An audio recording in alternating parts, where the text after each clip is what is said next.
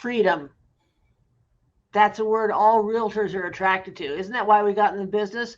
How would it feel to have financial freedom and time freedom? Well, we've got Chris Soignier here with us today, and he's going to tell us how he accomplished just that. Stay tuned.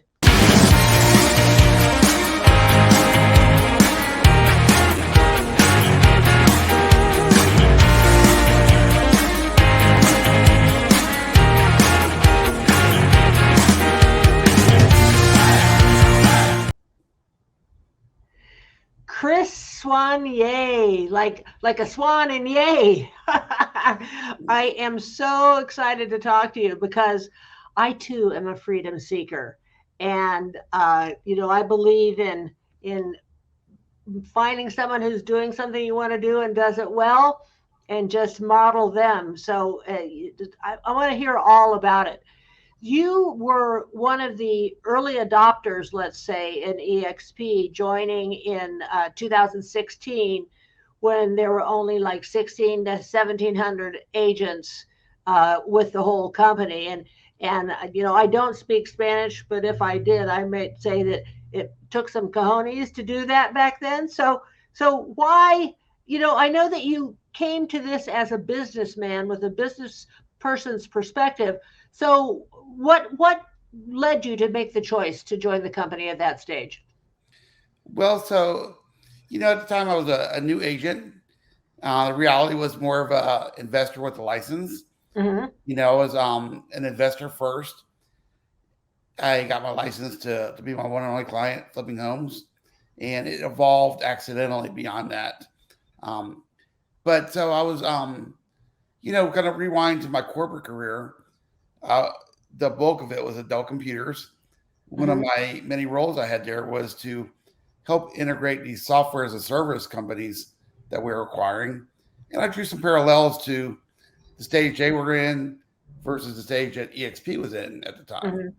You know, The uh, software companies we're in. yes. So Okay. we were buying these companies that are typically losing money. Okay.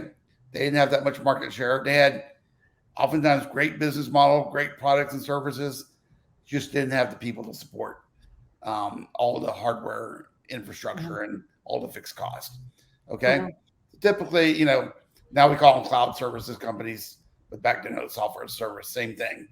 But, they have high fixed costs to get all the plumbing in place.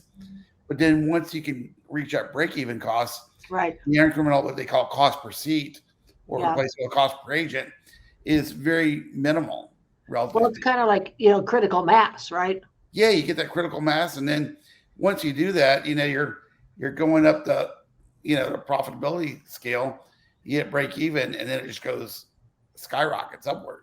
Mm-hmm. So I saw that potential in EXP, and I thought it was a brilliant model. It it was something I couldn't have even dreamed up. It Yeah. cured so many of the deficiencies in the traditional old-fashioned business models around real estate. A lot of bloat in the old-fashioned business models. Yeah, and I hadn't even really been in long enough in the industry to experience the pains of the old-fashioned, but Mm-hmm. or thought about how I'd make it better. But this is Mm-hmm. like it has everything I could dream of, or so I thought at the time, because it keeps getting better. But so once I saw that, it's like, okay, can't unsee it. I have no choice but Once you to see it, dive you head can't first in unsee it. here and start building Yeah. and everything. Yeah. And at the time, it was like a pre-development neighborhood. The roads were still dirt. We had a little trailer park for our sales office, and Yeah. things weren't always perfect. I love that. But we've been continuing to refine and build the model, the staff, the operations, all of our processes and everything. So it's great now. We keep adding more and more value every single year. Things that sometimes I can't even think about. Well, we're at what, 85, 87,000 ages, something like that, and just really Yes. getting started because like they say, once you see it, you can't unsee it, and it's just amazing everything that's offered here. So we talk at EXP sort of about like a three-legged stool in terms of income. And so, of course, all of the benefits and features that I've talked with others about for your own personal real estate business. So that's one leg of the stool. Another leg of the stool is the fact that we're all owners in the company. We get stock rewards that I get an email that says, "Oh, you got some stock." I'm like, "Oh, okay, great. Got more stock." I don't even frankly know what happened to get it, but it just keeps coming. So we're all owners of the company. So that's another leg of the stool. And the third leg of the stool is what we call rev share, right? We can participate in the success of others by helping them to succeed. And that's where you have really excelled, my friend. I am, you know, Well, I'm, I couldn't have done it myself. I'm blessed to have some incredible business partners that have mhm, helped me both, those above me, and then some leaders that are brought into the organization. yeah. And so, that's really the secret. Well, I think, so we're calling it the modern team now because the way things are oriented at EXP, it's, it falls on our shoulders, the sponsor shoulders, to make sure that everybody that comes and joins us is successful. Absolutely. And so I'm just going to say it, right? On a slow month, you're making about 25,000, right?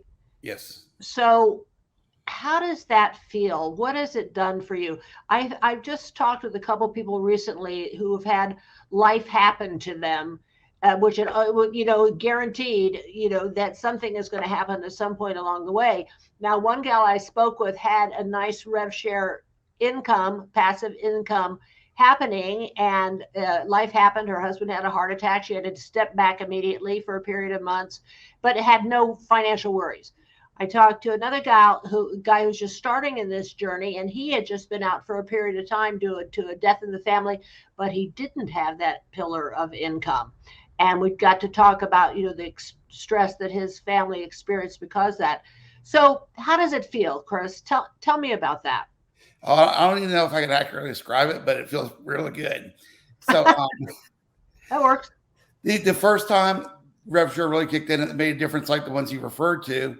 Um, I ended up in the hospital. I think it was 2018, and at the time, I did not know. Um, I thought it was going to be a financial stress to the family. I didn't Mm-hmm. know how we were going to cover everything, and so it turned out that was my first big uptick in rev share, which is very minimal compared to what it is today, but it came Mm-hmm. at the right time, and that made me a real big believer.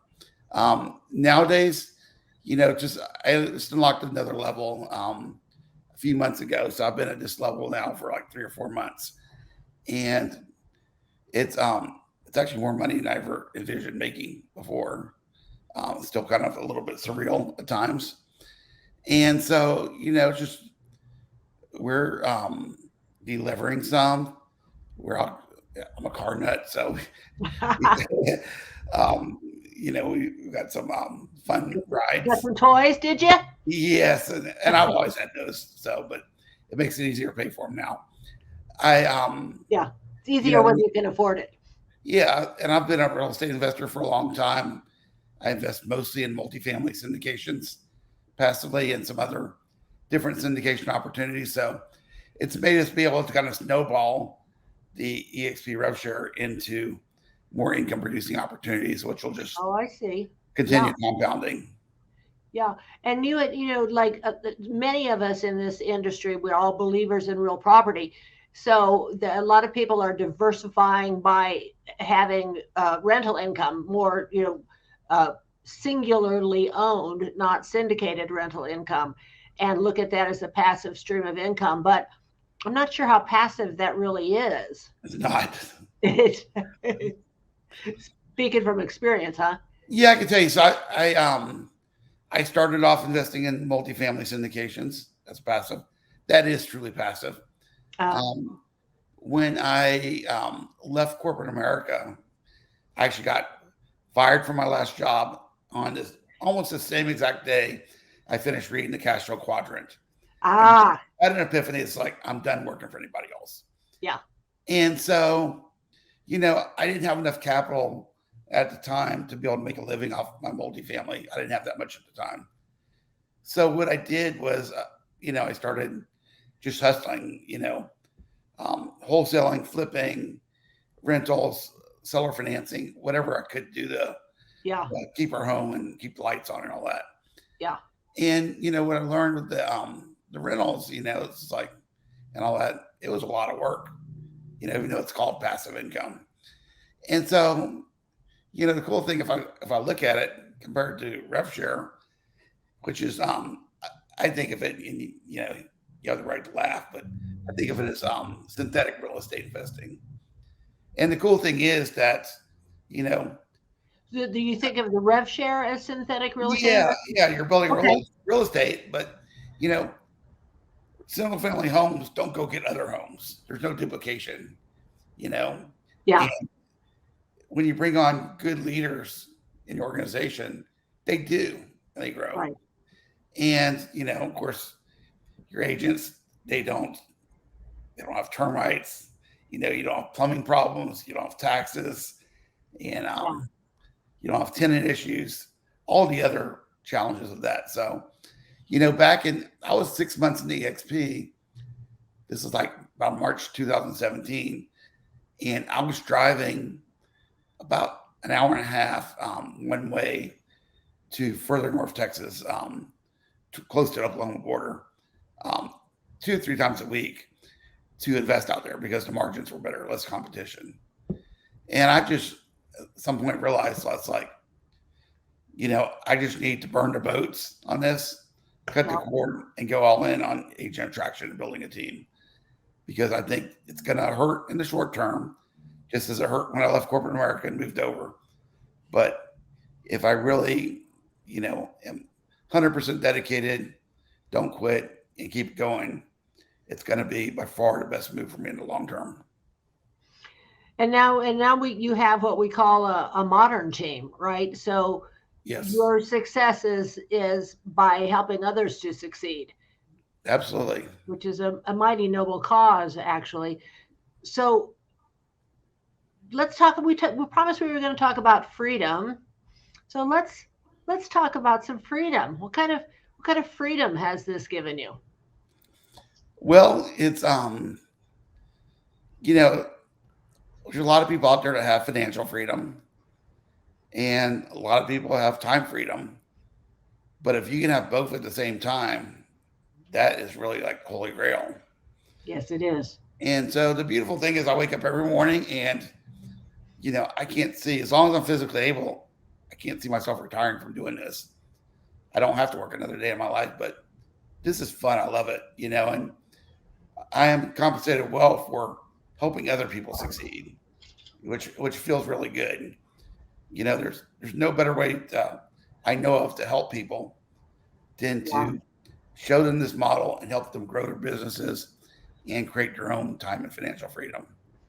Well, they used to talk about retirement as being the goal. You work, you get your retirement party and your gold watch and your pension, and so that's not even really a thing anymore. And I'm not so sure that retirement per se is even a goal anymore. But the way I like to look at it is being in a position of choice, right? Yeah, So when I was working a W-2 job, in my first career in corporate finance, I literally had a vision at the age of 59 and a half. I was going to walk out and I was going to be totally done and retired. mhm, And as all my retirement accounts, I could touch them without tax hit. I was gone.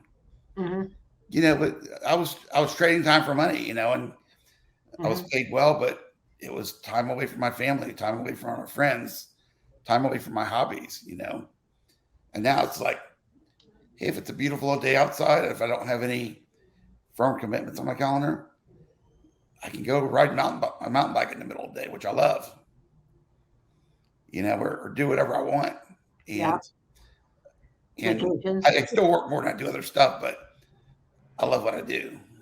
Well, but what I'm saying to my point is you're doing it. You have a choice.